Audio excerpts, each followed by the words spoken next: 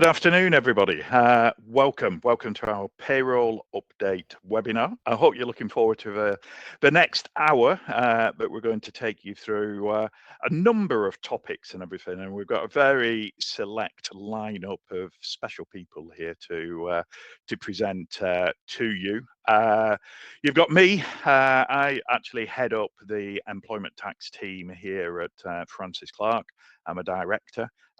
We do seem to have a few lines running through my face. There's more lines than I had when I looked in the mirror this morning anyway.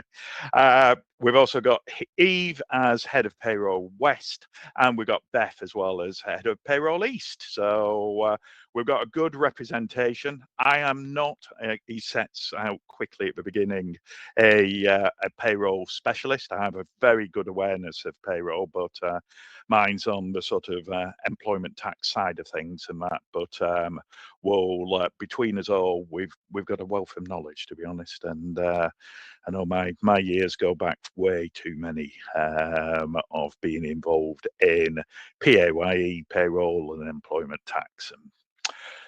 We will be sending the slides out after. I think there's also a copy of the video will be sent to you, so you'll have all these to refer back to. There are some slides which do have some tables and everything on it, so I think the plan is that you will have copies of these later to refer back to from that point of view.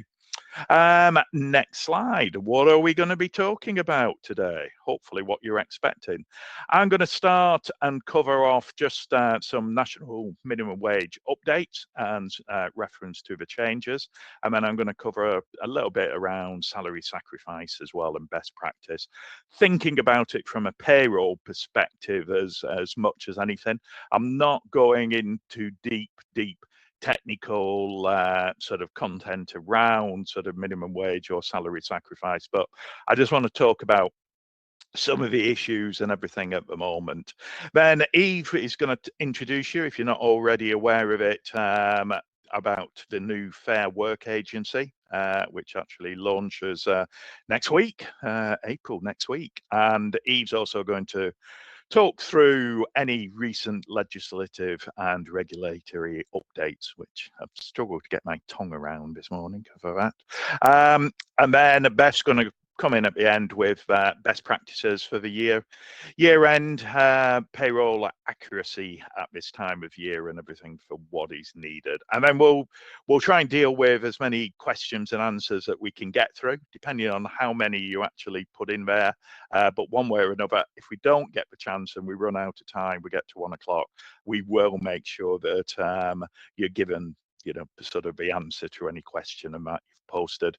You should see on the left hand side of your screen a Q&A, and it's in there that you can type your question from that point of view. We don't have any polls. We decided we weren't that clever to come up with any polls for today, so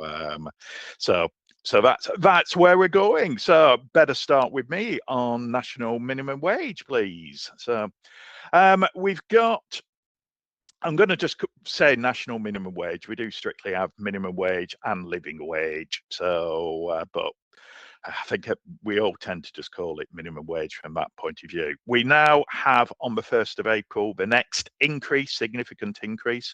Beth's going to talk a little bit more about this later on as well, so she'll come back to this just to bring out a few extra points and everything. But we've got a 50 pence increase basically to national living wage. So this is always, as an employer, as running payroll, these are all the things you've got to think about. And this is what creates a lot of difficulties in that for you as an employer, and via the payroll and everything, that some of the differentials as minimum wage goes up and up and up, and it means, the differences between those on minimum wage and maybe other staff and everything, they get smaller and smaller. So as a business, it gets quite difficult to focus on these and do it, and it's a cost. It's definitely a cost and everything to you. But so we've got the 21 plus rate, 1271. You can read what's on screen, 18 to 20, 16 to 17.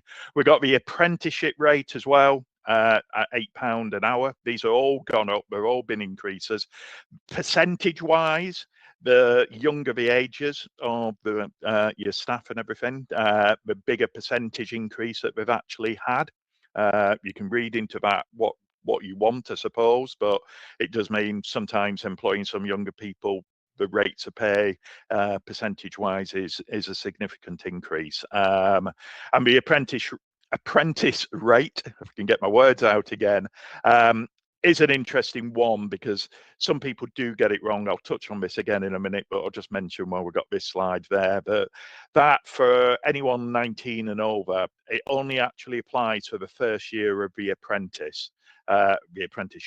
So if once it's gone beyond 1 year, they move on to the other age appropriate rate and everything. And this is an area where employers and payroll can actually, make a mistake there. And we also have an increase to the accommodation offset, which is where you are providing accommodation. Won't apply to all of you, but where you do have accommodation, this is what you are allowed to include for the national minimum wage calculation and that. So the changes come in on the 1st of April, not the 6th of April, but it's the first pay period after the 1st of April that these increases take effect and that. So you need to remember that. If you want to increase in any pay periods that overlap, by all means do that, but it is strictly the first pay period that applies after the 1st of April when these increases come in. Okay. This is where I just get, I do spend a lot of time doing compliance and one thing or another. So this is where I sort of just try to not scare you, just make you aware. I think national minimum wage is and will become the biggest compliance area for HMRC. It's grown and grown and grown. There's more and more activity out there. And the reasons are just, you can read for yourself there. In 2025, nearly 500,000 workers were actually underpaid. 1 in 5 employees. It's gone up on previous years and everything.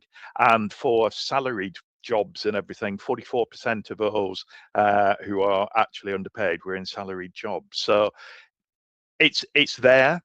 And I am often told when I talk to clients about minimum wage, no offense here, but it tends to sometimes be a closed door. It's a bit of an insult. Are you paying minimum wage? Of course we're paying minimum wage. We're a fair, upstanding employer.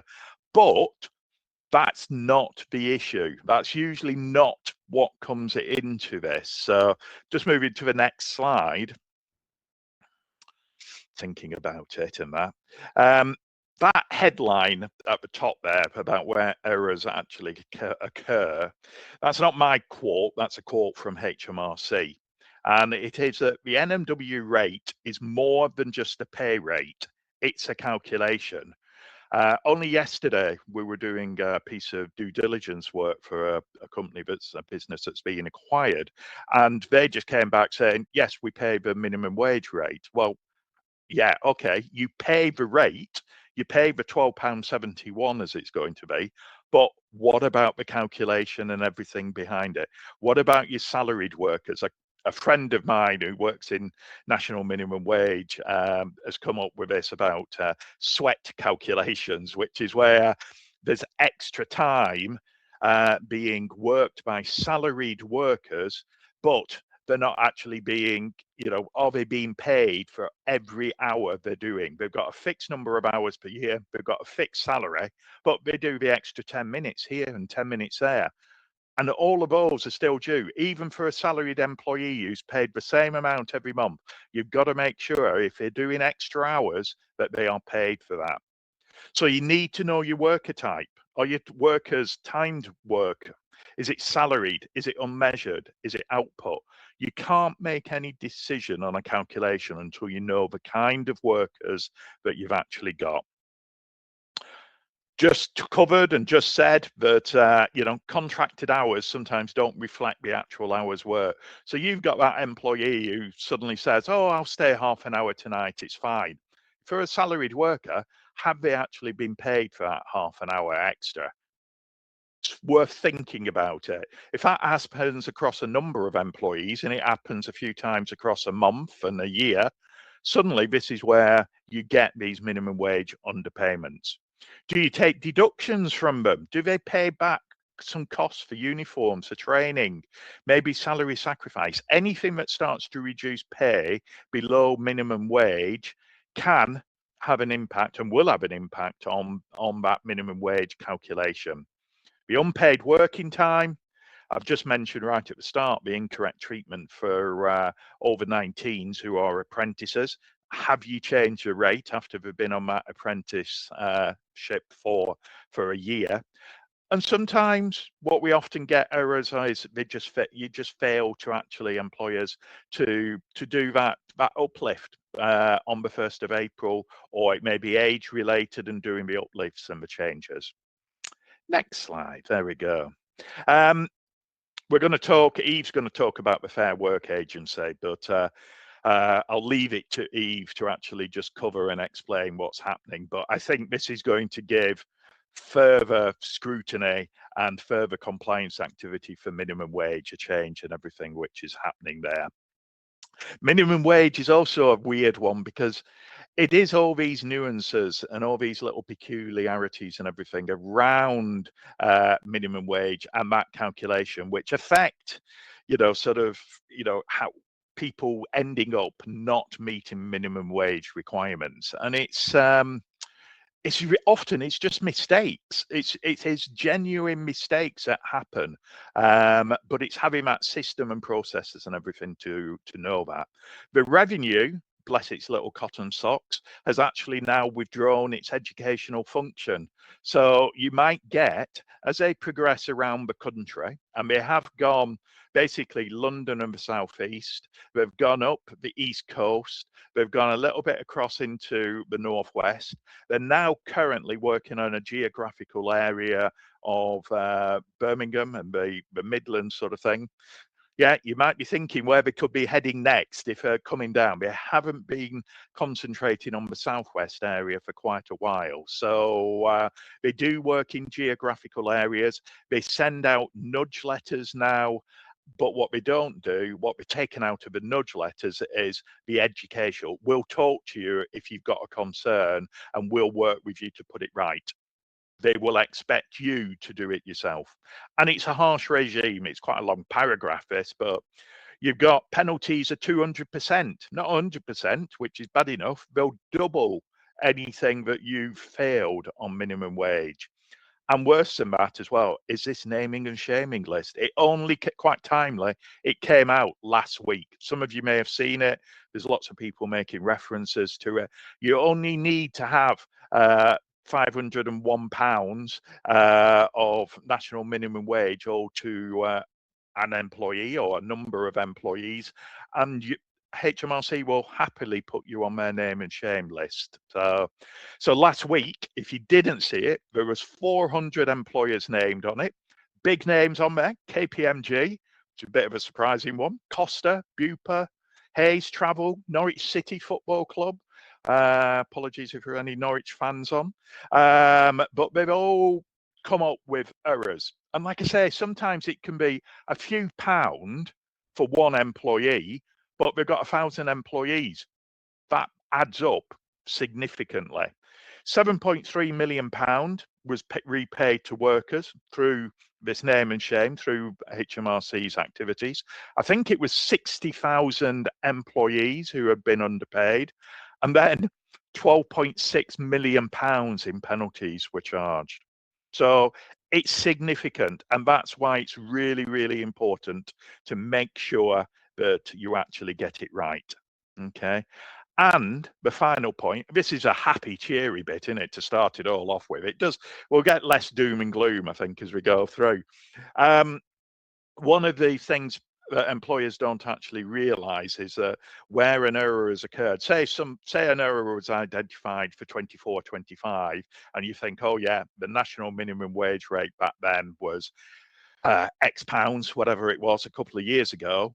That's all well and good, but it's actually used as a current minimum wage rate for the payments which are due to the employees. So it would be going into next week, it would be at £12.71. Even if a mistake occurred 4 or 5 years ago, it is still the current year's rate. So it adds to the, even more that is actually owed to the employees. Right, that's minimum wage. I see a few questions coming in. We'll try and come back to those later and deal with them. But the other topic I just want to go through is salary sacrifice. Again, I would say for salary sacrifice, it's still an effective way of saving national insurance. I think without doubt, there are opportunities to save. If you don't use salary sacrifice for pensions, and I've got a slide on this because I know last year's budget and everything did sort of set a few alarm bells off and everything, but it is still there. Certainly for pensions, cycle to work schemes, I'll say childcare vouchers, but you can't put somebody new in, but you might still have some people who historically have childcare vouchers. But for those, it works really well. Be very careful of any others. I get lots of calls from employers, clients saying, "Oh, Steve, we've just had this email from this organization who are saying we can save some money and everything by entering into a scheme that gives," I'll say food vouchers, because that's been one of the common ones recently, to our employees, and we've been told it's effective and everything else and that. I'd be wary. I would check any of those before you go into them. I can categorically say, if you enter into any of them, you are opening yourself up if HMRC comes out to look at a compliance review. And that is despite, I'll put that the email you'll get from these people will say, we are HMRC approved. There is no such thing. There is no such thing as HMRC approved. So be very careful if you get them. When you do a salary sacrifice, do remember you need that contractual reduction in their annual salary, in their pay from that point of view. After the salary sacrifice, just going back to minimum wage, no salary sacrifice can take anyone below minimum wage. So you need to be very careful for that. So you need to always make sure you've got your systems and processes in place. I said this wasn't going to be technical, so I don't really want to delve very, very deeply into that wonderfully titled optional remuneration arrangements, shortened to OPRA rules. But that is where some of these other schemes, which are caught out, where they tell you there's tax savings, maybe some national insurance savings, that it can be caught out under these OPRA rules, and that's where you still end up with a benefit in kind on some of these salary sacrifice arrangements. I'll sit on the fence, maybe just slightly over onto one side. It is possible that there could still be, even with the OPRA arrangement, some national insurance savings, but my message is just be careful with them because it's quite a technical area and that. So which is effectively what I'm saying on the next bullet point and everything, that you might get a reduction in some of the class 1 national insurance, but you as an employer might still have the class 1A national insurance liabilities. So the employee might be saving 8% or 2%, but whereas under a pension scheme, as an employer, you would be saving 15% national insurance. There's a possibility you won't under some of these, sort of other schemes and everything which are out there.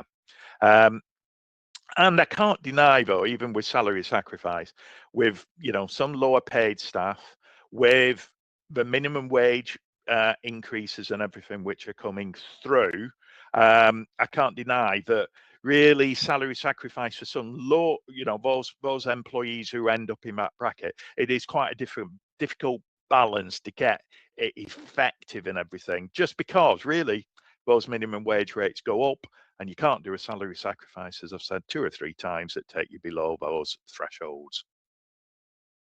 And next slide. Just a few things from a payroll point of view, just some controls and everything that you can have there. Make sure salary sacrifice, you've got checks in place, pre and post salary sacrifice calculations for national minimum wage. Make sure you've got a system in place that reviews the amount sacrificed, especially when changes like the 1st of April come in. Make sure you people who are paid in pre the increase in minimum wage can do post from that point of view. Keep an audit trail. Set up a separate file electronically or manually, however you want to do it, where you keep a record of contracts, any elections, anything which has been agreed and signed off, with all the payroll calculations in there. Don't want to make it onerous, but just have it just in case the day comes when HMRC does come around knocking and they want to see it, and you can go, yeah, here you are, off the shelf, or here's the file, it's all in there, read it through to your heart's content and that. So review the schemes regularly with HR and your your accountants, your advisors and everything, and just make sure that where it is an automated system, that there are some manual safeguards and everything in there. Computers can get things wrong, people can get things wrong, but sometimes it's worth just making sure we check everything. And finally, just to come back on my bit about the salary sacrifice for pensions, because some of you might be thinking, well, I heard in the budget last year, there's this cap to come in.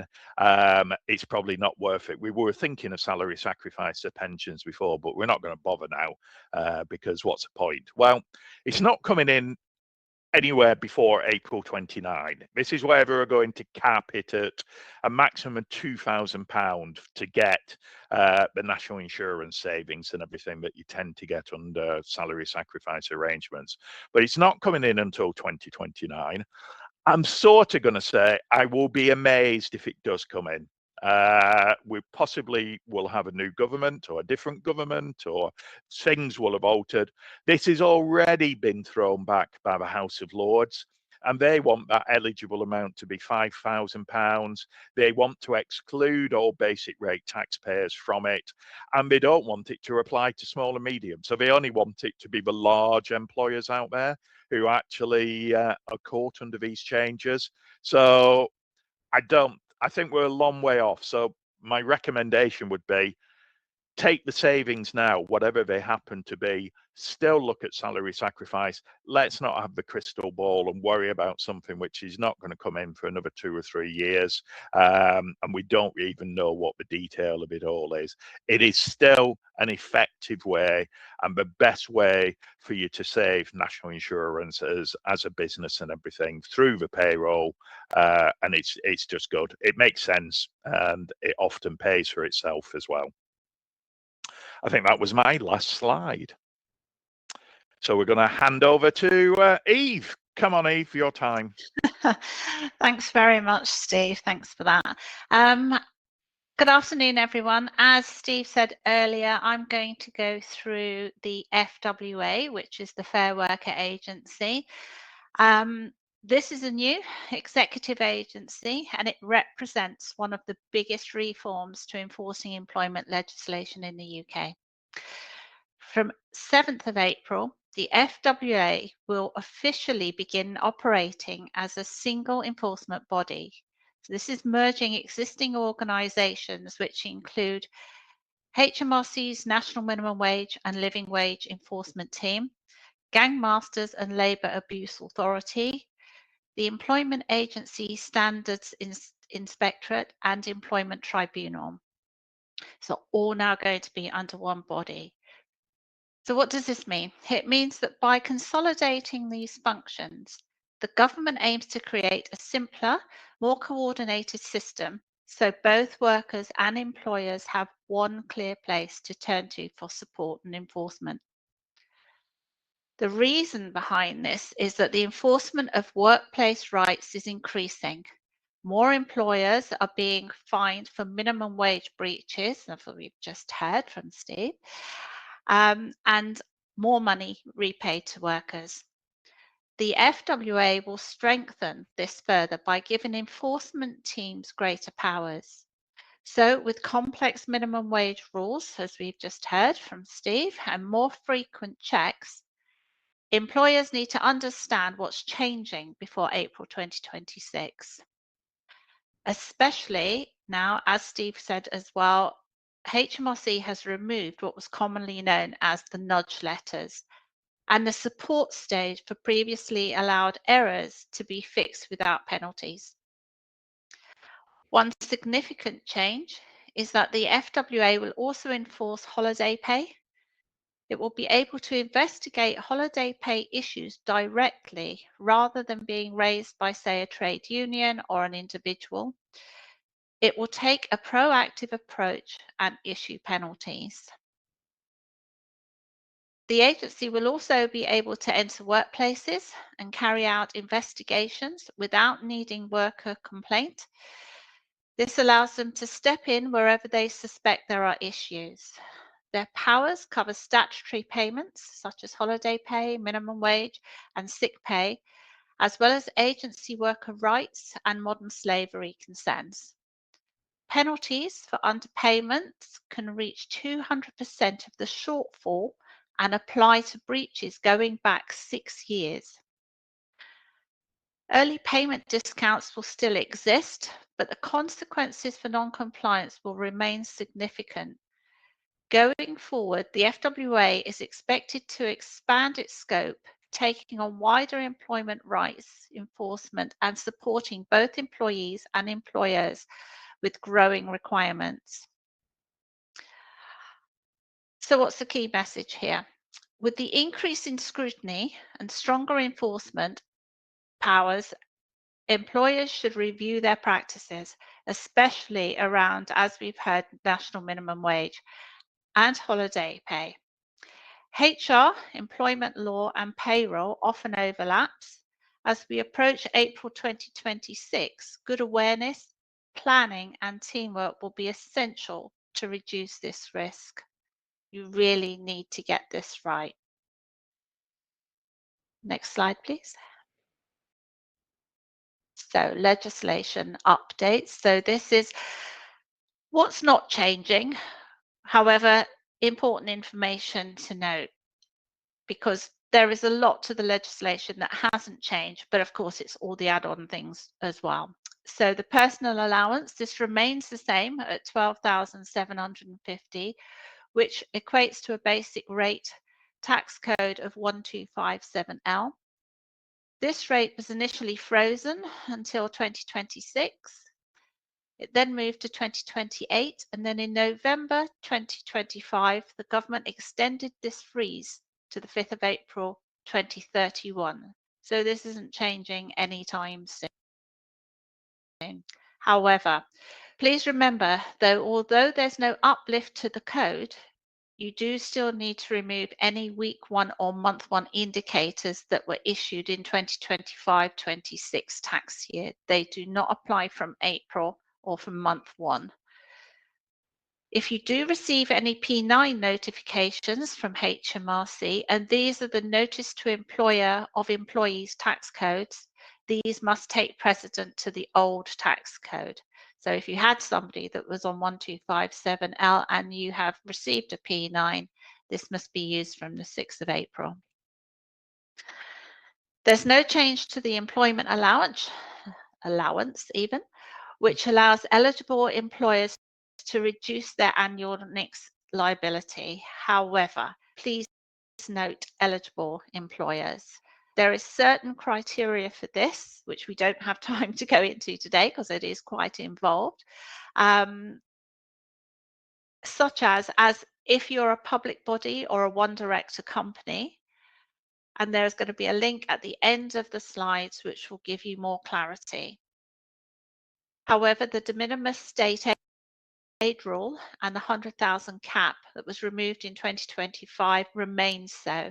And if you're wondering what the 100,000 cap was, that's the previous rule required the total secondary class 1 NICS to be under £100,000. There's no change to the primary or secondary thresholds, so that's the E's and R's respectively, national insurance. Something to note though for national insurance, and this affects me personally, so I thought I'd put this in. The state pension age for men and women will increase from 66 to 67 between the 6th of April 2026 and April 2028. So for this year, it will impact those that were born between the 6th of April 1960 and the 5th of March 1961. Just goes to show how old I am. They will reach their state pension age at 66 years and a specified number of months, depending on the birth month. So a change in national insurance category for those employees to category C will be required, as they will no longer pay national insurance. Employers, however, are still liable, and there is a link to the table of relevant dates, etc., at the end of the legislation slides. A very quick note on mandatory payrolling of benefits in kind. Steve and I have discussed this many times. It was due to come into force this year. However, HMRC moved this to April 2027, so it's not becoming mandatory until next year.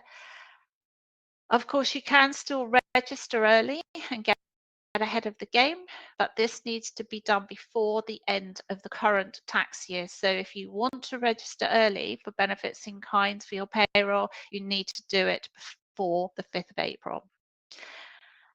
And just a reminder, there's a deadline for the P60s to your employees. These can be issued earlier, of course. So if you have finalized month 12 and have submitted your final EPS to HMRC, P60s can be issued straight away, but please no later than the 31st of May. So next slide, please. Statutory increases from the 6th of April this year to 194.32.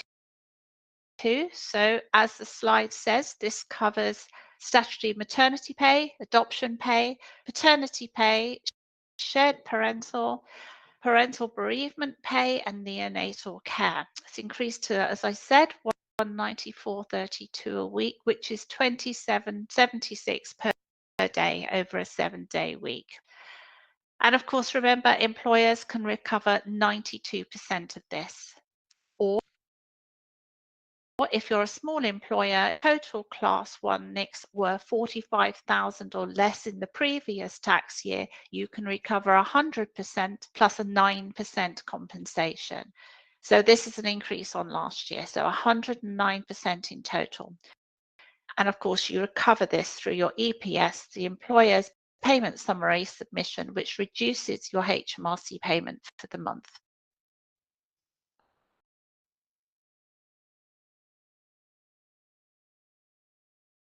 So, student loans. As you can see, increases there for plans 1, 2, and 4.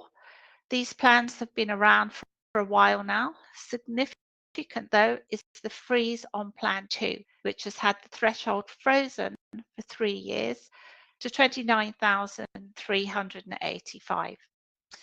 There's a new student loan, or a plan 5. The employee will be on this new loan if they started their course on or after the 1st of August 2023, are studying an undergraduate course, a postgraduate certificate in education, or they have taken out an advanced learner loan. As a side note here, if you have an employee who has indicated a student loan, but not which plan they're on, so if they filled their declaration out for a new starter and they haven't indicated which plan, then plan 5 becomes the new default. And if that is incorrect, you will receive a notification from HMRC to change it if necessary. So plan 5 is your default. And if you're wondering what happened to plan 3, it's essentially your postgraduate loan. So statutory sick pay. Lower earnings limit, LEL, has been removed. Period of incapacity for work, the PIW, has been removed. 3 waiting days, been removed. So this is quite a change to statutory sick pay. The weekly rate has increased to £123.25 or 80% of average earnings, whichever is the lower. There's no change to the qualifying day and no claim for employers. So what does this all mean? The removal of the LEL, so no earnings threshold. This makes all employees eligible for a statutory sick pay regardless of income. And what that does is it opens up SSP to low paid and part-time workers. It's a day one payment. So SSP will be paid from the first full day of absence rather than the fourth.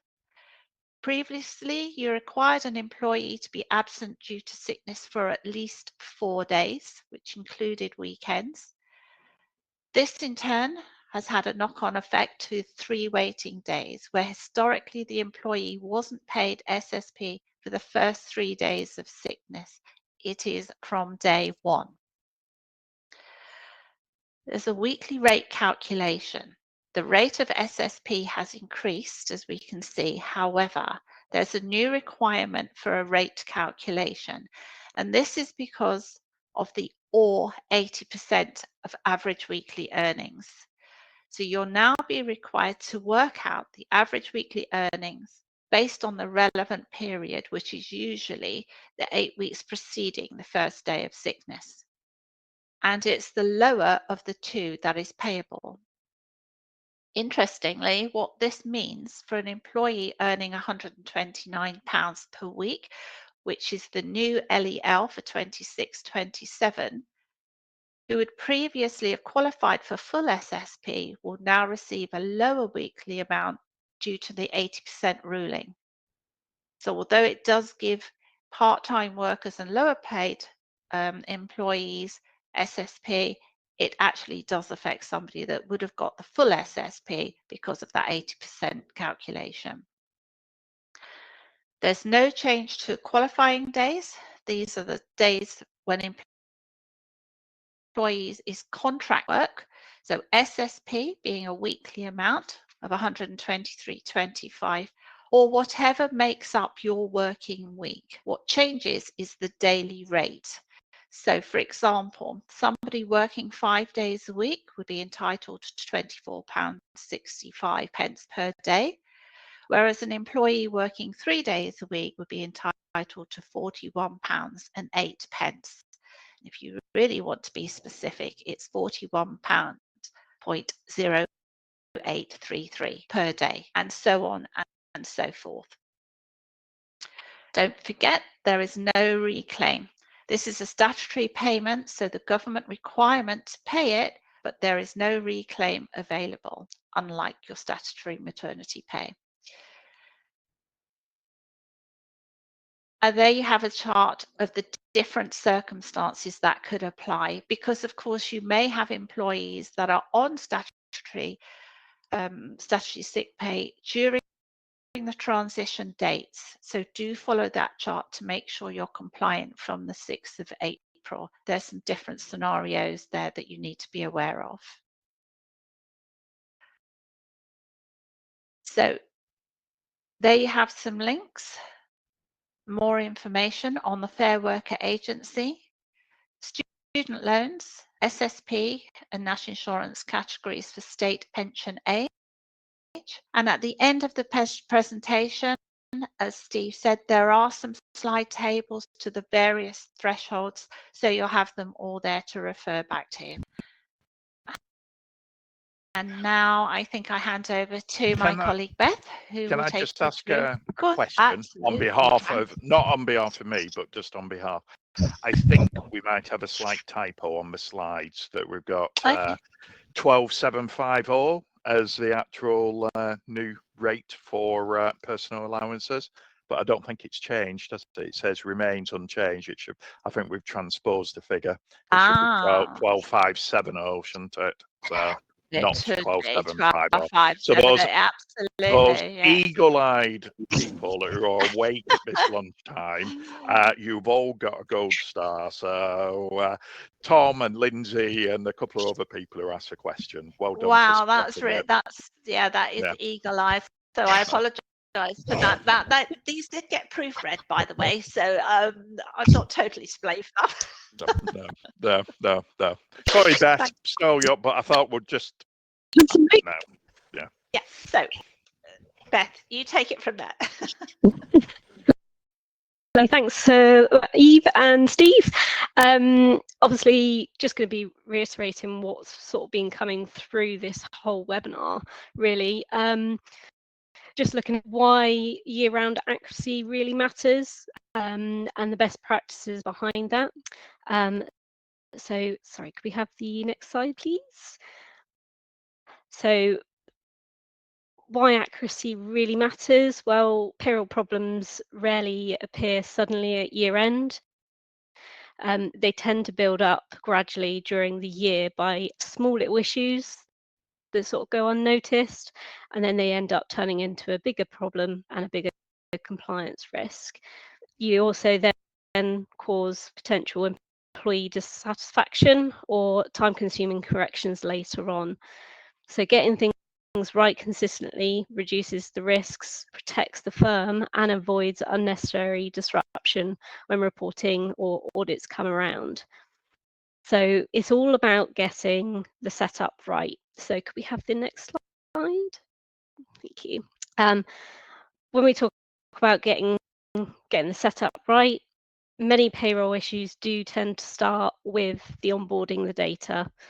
If someone is set up incorrectly, for example, their role, pay structure, or the tax treatment, their NI category, this tends to bring out massive errors. And because it doesn't necessarily get picked up in that first time that it's coming on board, it then ends up repeating every month.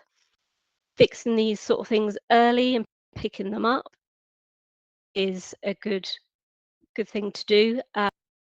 And discuss a bit later on how we can maybe put structures in place for those. But having that clear, accurate setup is one of the most effective ways to reduce any of those payroll risks. Obviously, in payroll, things don't stay the same. You do get changes. It's just making sure that the managing of these changes is really, really careful. Payroll does run smoothly when things stay consistent. Risks increase when changes are introduced, such as pay raises, bonuses. Obviously, we were talking about apprenticeships earlier as well, when they start and finish their apprenticeships. So changes always do happen. Problems often arise from unclear communication or last-minute requests. It's usually that last-minute request where people are rushing and can get things wrong. So having the clear approvals and cut-off points helps ensure changes are processed correctly and avoids changes that can be avoidable. So one of the things we can do when we're managing that sort of thing, can I have next slide, please, is checking little and often.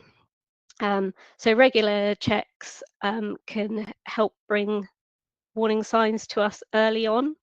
So we can spot unusual results that will prevent us having issues grow further on and get into compliance problems or employee complaints.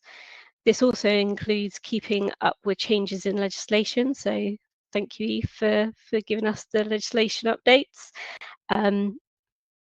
A small routine can pay rewards. So having that small routine of oversight significantly can reduce operational and regulatory risks. Can I have next slide? Thank you. So what does good actually look like? So when payroll is tightly controlled, it can become predictable and low risk. That comes from clear stating information, controlled changes, routine checks, and consistent processes. When accuracy is maintained throughout the year end hopefully will come straightforward and rather less stressful than what you may get. So for payroll and businesses and leadership, this is a great thing to hear from. We do now have some slides which have got sort of the legislation updates and national minimum wage and stuff. So I don't know if maybe our slide person would like to go through those, and then should we have a look at some questions, Steve? We can have a look at some questions, because there are quite a few questions. Are you going to, I mean, we're going to provide those with all the rates and everything, obviously when we send the slides out and everything. So it's just, it's really there as a summary, isn't it, for all those changes. I do like the minimum wage one, just because it's sort of, I think it just highlights what the change to the current rates are. I'm sure everyone knows what the current rates are, but it just highlights that change and everything. There are a lot of questions, probably too many, even though we've got a quarter of an hour, there's probably too many and they're still coming in and everything now. We will make sure, I think the plan and everything is that we'll sort of answer some of the we'll pull them all together and we'll give a more detailed answer, because some of the ones certainly which I've seen come through are some quite tricky ones and everything, which might need a little bit of thinking about. But I mean, just on mine, which I saw and I scanned down, and I've just tried to pull them together. Now I've just got to remember what all my scribbles mean, but because some of you have asked the same sort of questions and everything. So just bear with me that on just how I answer these, because they possibly apply to several people and everything. Someone did ask about apprenticeships, and does it apply to the apprenticeship scheme or to the person? Well, it's the person. So when the person joins that apprenticeship scheme, the clock starts ticking them for their first 12 months, whatever that is, once they're 19. So it's a 12 months and it's a 19 age that is affected there. There was quite a few questions about the pay reference periods and when does that 1st of April change actually kick in. And it is your pay reference periods are your week or your month, or it could be 2 weekly, whatever cycle you've got. It can't be more than a month. So it's basically, if you were weekly paid, and I'm going to get my dates wrong here, so don't hold me to the exact dates, but say your weekly pay period starts on the 25th of March and runs for 7 days after that. The 1st of April is in that period that goes up. That pay period is all on the old rate of pay. It's the next week starting when you actually take the increase. So you could get employees saying, well, hang on, didn't minimum wage go up on the 1st of April? And you've not paid for 2 days. Well, that's just one of the peculiarities of minimum wage. It's the next pay period where it increases. So the same applies to monthly, so on and so forth from that point of view. So it's the pay period after when the 1st of April actually started. It's quite complicated, but that's the very sort of basics and everything of it from that point of view. If you give toil back, that's fine if they get the time off in lieu, so they may work some extra hours, but you give them the time back. What I would say, what HMRC's starting point is for anything to do with minimum wage is, how do you know what hours somebody has worked? So what records have you got? We've got questions at the moment from a solicitor. We're doing a national minimum wage. We're helping. They don't really keep any records. There's some timesheets and that, and there is some records of maybe sort of sort of periods which go across to toil, but they don't keep detailed records. And HMRC's starting point is, well, first starting point is, what kind of workers do you have? Because every kind of worker changes the way minimum wage calculates. So that's why, again, the emphasis is it's a calculation. It's not we pay £12.71. It changes the way the calculation is done for different people. So if you sat there thinking, we're fine, we pay £12.71, we're all right, or pay £12.72. Well, yeah, but what kind of worker are they? Are they salaried? Are they hourly pay? It matters. And what HMRC said, if you don't then keep pay records and hours of what every employee does, then you can't justify it if HMRC are there, or as it probably will be, the Fair Work Agency are actually there in front of you. You won't be able to justify it, and they'll start to look and they'll start to check whether you've actually paid it or not.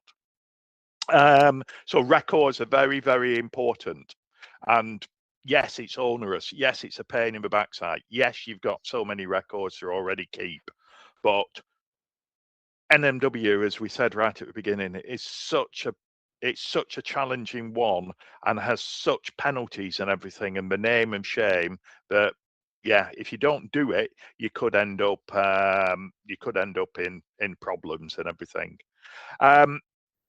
How does it work with flexible hours? Somebody asked, and for that sweat, that for the salaried workers and everything. Well, again, I'm a broken record here. Are they salaried workers with a fixed number of hours? So those hours may be worked flexibly, but are there a fixed number of hours across a year? As long as they work that total number of hours across a whole year, that is in their contract for a salary of X number of thousands, then you're fine. You should be fine with it. But it's just having, again, have you got the records to show and the calculations in place to do that? Somebody asked if it's under £500, do we need to worry about doing it? Do we need to do anything? But yeah, even if you've got the £500 is just where HMRC will name and shame you. They will make you pay £10 to an employee if there's been a minimum wage failure. So it's just whether you get on the name and shame list that the £500 comes in. You have to pay minimum wage, even if it's within reason, but whatever the amount is, you're expected to actually do it. There is no national minimum wage rate for an under 16. Somebody was asking. Electric vehicles and lease terms for electric vehicles and salary sacrifice. I think there's a lot of companies out there, don't want to name anybody or promote anyone, but there are some key ones who the schemes are pretty safe with electric vehicles. So in what I was talking about earlier on, electric vehicles are pretty good on that side of it. Somebody asked shift premiums.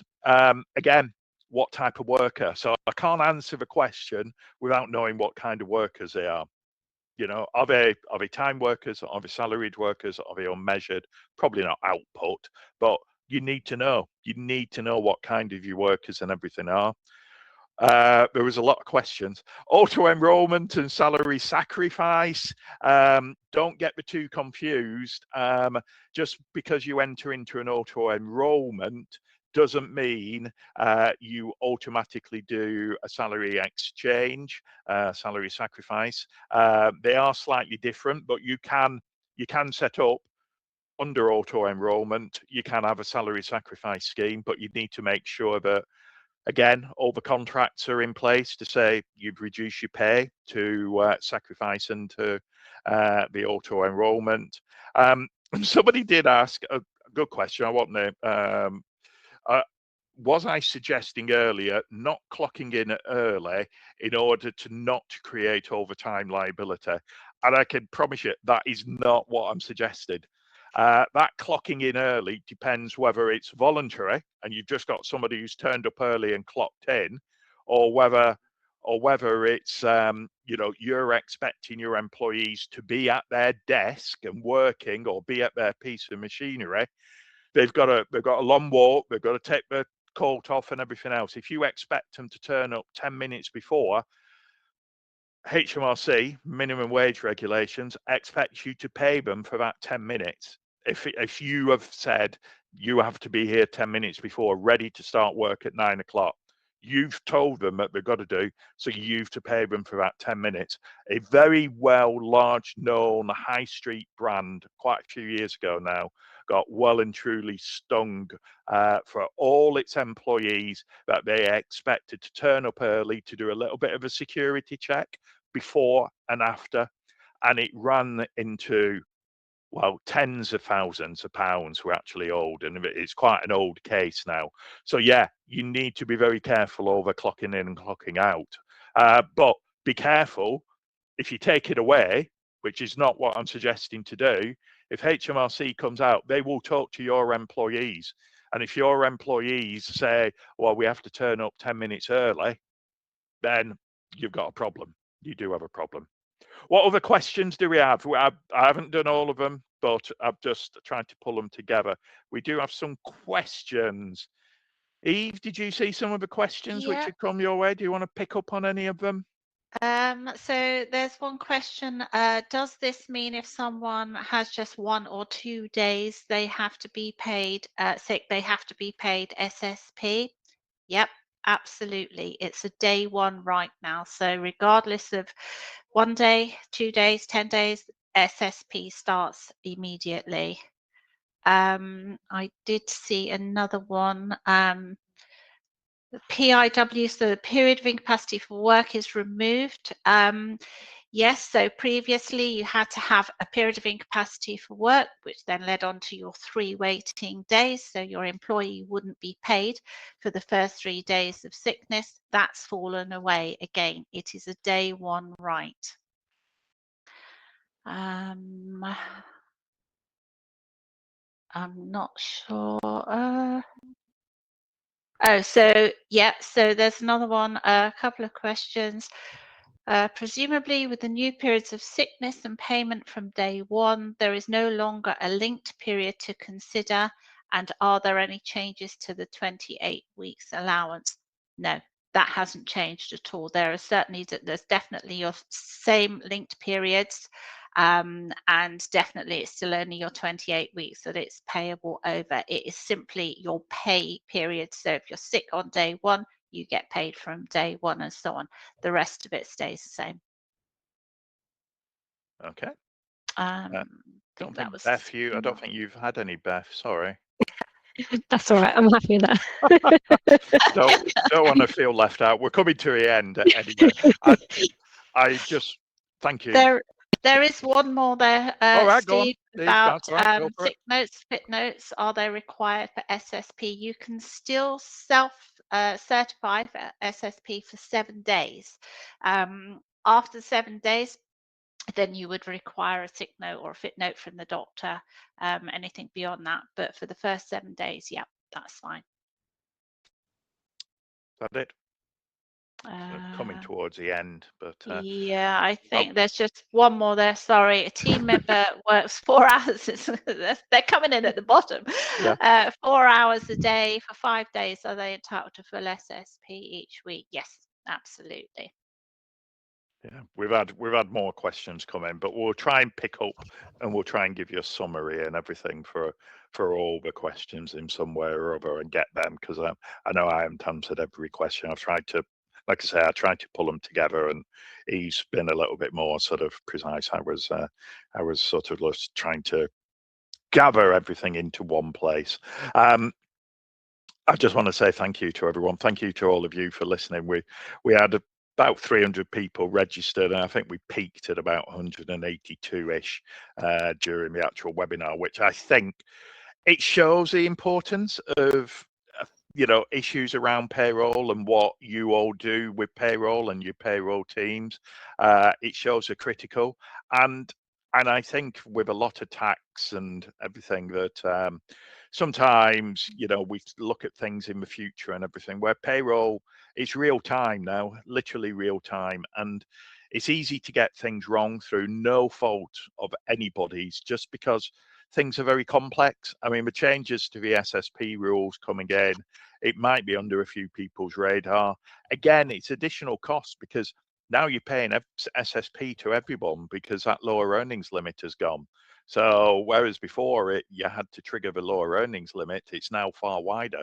So again, costs, means more work for your payroll teams and everything. So there's a lot to think about, as there always is.